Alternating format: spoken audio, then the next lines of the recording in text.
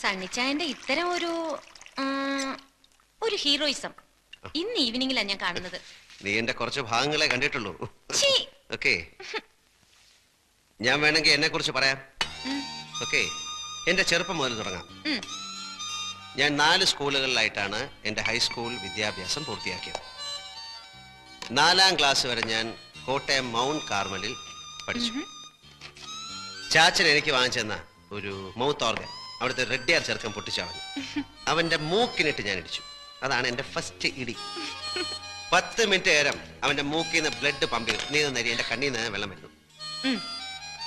ആ ഇടിയോടുകൂടി ഞാൻ നേരെ ചങ്ങനാശ്ശേരി സേക്രഡ് ഹാർട്ട് സ്കൂളിലേക്ക് ചെന്ന് വീണു. 4, 3, 7 3 വർഷത്തിനുള്ളിൽ ഒരു 10-18 ഇടി, 5-8 സസ്പെൻഷൻ. ഒടുവിൽ അവിടെ നിന്ന് ഔട്ട്. എനിക്കിട്ടടിച്ച ഒരു കന്യാസ്ത്രീയെ ഞാൻ തിരിച്ചടിച്ചു.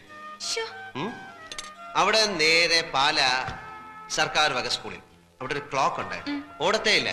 അപ്പൊ അത് ആവശ്യമില്ല എന്തിനാ അവിടെ ഇരിക്കുന്നെന്ന് കരുതി ഞാനത് എറിഞ്ഞു പൊട്ടിച്ചു. ചാച്ചൻ വേറെ ക്ലോക്ക് വാങ്ങിച്ചു കൊടുത്തു. You want A drink? അവിടുന്ന് നേരെ ഞാൻ കുറുമ്പനാടം സെയിന്റ് പീറ്റേഴ്സ് സ്കൂൾ. അവിടെ വെച്ച് 3-4 ഗുരുതരമായ കേസുകൾക്ക് എന്നെ പിടിച്ചു. എന്താണെന്ന് പറയുന്നില്ല, വളരെ വളരെ മോശമായ കേസുകളാണ്. പക്ഷെ ഏറ്റവും നന്നായി പഠിക്കുന്ന ഒരു പാവം കുട്ടി എന്ന നിലയിൽ അവരെന്നെ SSLC വരെ തുടരാൻ സമ്മതിച്ചു. അവസാനം റിസൾട്ട് വന്നപ്പോൾ ഏറ്റവും കൂടുതൽ മാർക്ക് വാങ്ങിച്ച് ഈ തെമ്മാടി പാസ്സായി. അവിടുന്ന് ചങ്ങനാശ്ശേരി SB കോളേജ്. അവിടുത്തെ കാര്യമൊന്നും പറയണ്ട. Without Sunny no college. അത്ര വിശേഷമായിരുന്നു. അപ്പൊ എന്റെ ചാച്ചനും അമ്മച്ചിക്കും 5 മക്കളാണ്. അതിലാണായിട്ട് ഞാനൊരുത്തൻ. സണ്ണിച്ചൻ പള്ളിയിൽ പോയിട്ട് വന്നോടി. നല്ലൊരു ഈസ്റ്റർ ദിവസമായിട്ട് അവൻ മൂടി പൊതിച്ചേടന്ന് ഉറക്കാം. ഇന്നലെ മുതുപ്പാതിരായ്ക്ക് അവനും പൈലിയും കൂടെ കയറി വന്നത്. നിന്നെ ചാച്ചൻ വിളിക്കുന്നത്. വിളിച്ചായിരുന്നോ? പൈലിനി തുരിശടിക്കാൻ ആളെ കൊണ്ടുവരാന്ന് പറഞ്ഞിട്ട് മരിച്ചുപോയി. മരിച്ചുപോയോ? അയാളുടെ ഭാര്യയുടെ അമ്മായിയപ്പന്റെ അളിയൻ പമ്പ് സെറ്റ് നന്നാക്കാൻ ആളെ കൊണ്ടുവരാന്ന് പറഞ്ഞിട്ടോ? അത് വളമിട്ട ശേഷം ആളെ വിളിക്കാന്ന് വിചാരിച്ചു. അപ്പൊ അതും ചെയ്തില്ലേ? അല്ല, ഓരോന്നായിട്ട് ചെയ്തു തീർക്കാനുള്ള ശ്രമത്തിലാണ്. വരട്ടെ. ഈ വിവരം കെട്ടവനെയാണോ ഇതൊക്കെ ഏൽപ്പിക്കുന്നത്? നിന്റെ കുടുംബത്തിൽ പറഞ്ഞവനല്ലേ? ഇതിൽ കൂടുതൽ വിവരം എങ്ങനെ ഉണ്ടാവുക? അല്ലേടാ മോനെ? അമ്മച്ചി, ഞാൻ പള്ളി പോവാ. ഒരു ഈസ്റ്റർ ദിവസം ഉള്ളതുകൊണ്ട് മക്കളെയും മരുമക്കളെയും എല്ലാം ഒരുമിച്ച് കാണാൻ പറ്റി. അടുത്ത ഈസ്റ്റർ ആകുമ്പോഴത്തേക്ക് മോളിക്കുട്ടി ചാച്ചന്റെ കസ്റ്റഡിയിൽ നിന്ന് പോകും. ഇല്ല എൽസമ്മേ? ഓടാ അവിടുന്ന്. എന്റെ കൂടെ ഇവിടെ താമസിക്കാൻ സൗകര്യമുള്ളവനെ ഞാൻ എന്റെ മോളെ കെട്ടിച്ചു കൊടുക്കും. അല്ലേടി? എന്റെ പിള്ളേരെ ഒന്ന് വേഗം ആവട്ടടി. 2 താറാവിനെയും കൊണ്ട് ഇരിക്കാൻ തുടങ്ങിയിട്ട് നേരെ അത്രേ. ബേബിച്ച, ടൗണിൽ നിന്ന് സാധനം വല്ലതും വാങ്ങണമെങ്കിൽ പറഞ്ഞോളൂ. ഈസ്റ്റർ സ്റ്റോക്ക് തീരും. ബേബിച്ചെന്റെ പൈസ വാങ്ങിച്ച് നീ സാധനം വാങ്ങിച്ച പോലെ തന്നെ.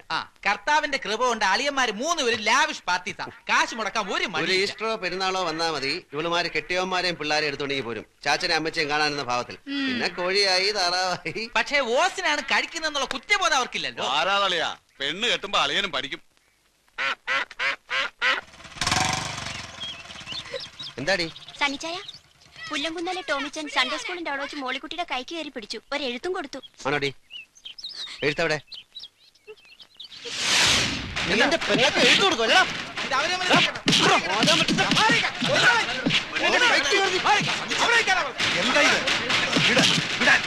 പള്ളിപ്പറമ്പിൽ കിടന്ന് കുസ്തി പിടിക്കാൻ അച്ചോ, സംഗതി നിസ്സാരമാണെങ്കിലും പാലോമറ്റത്ത് പറഞ്ഞ പെൺകൊച്ചിനോട് ഇങ്ങനെ പറയാനും പെരുമാറാനും അവൻ എങ്ങനെ ധൈര്യം ഉണ്ടായി? അത്രയ്ക്കൊന്നും ഉണ്ടായില്ലല്ലോ ടീച്ച. നിങ്ങളുടെ പെൺകൊച്ചിനെ കല്യാണം കഴിക്കണമെന്ന് അവൻ ആഗ്രഹമുണ്ടെന്ന് പറഞ്ഞു. അത്രയല്ലേ ഉള്ളൂ. മതി. അച്ഛനറിയോ, അവന്റെ അപ്പനുണ്ടല്ലോ പാപ്പൻ, അവൻ ഇവിടെ വന്നാൽ ഈ കസേരമേൽ ഇരിക്കില്ല.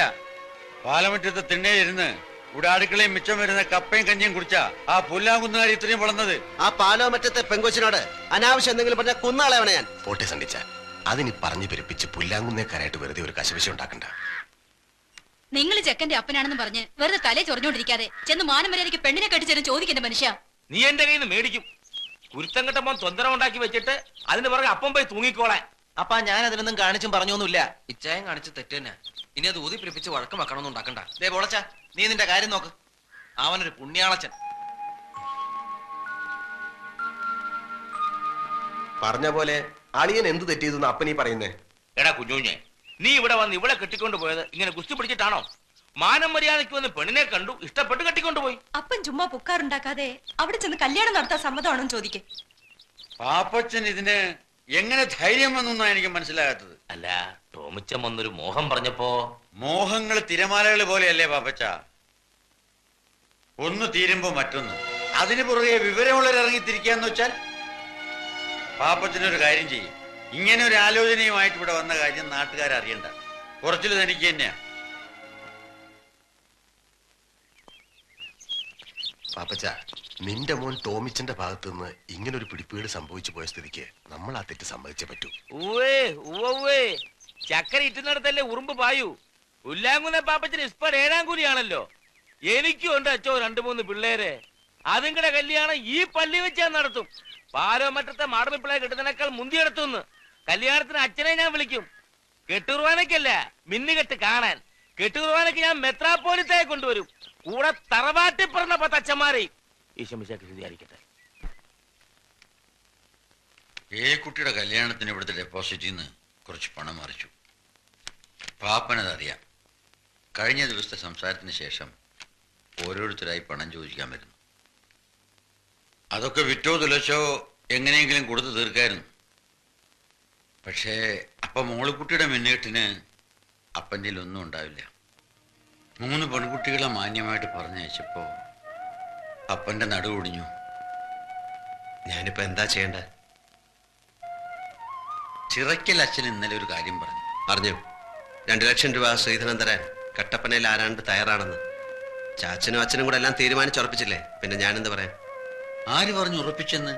അതൊക്കെ നീ ചെന്ന് കണ്ട് ഇഷ്ടപ്പെട്ടതിന് ശേഷം.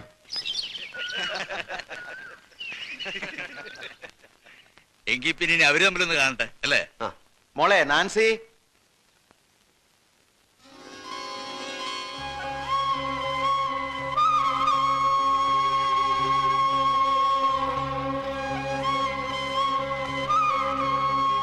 സണ്ണിച്ചു, പെണ്ണിന് വല്ല ചട്ടോ വിൽക്കോ മറ്റോണോ നോക്കണം. പിന്നെ നാളെ ഞങ്ങൾ കൂടെ വന്നൊരു കുറ്റം പറഞ്ഞേക്കരുത്.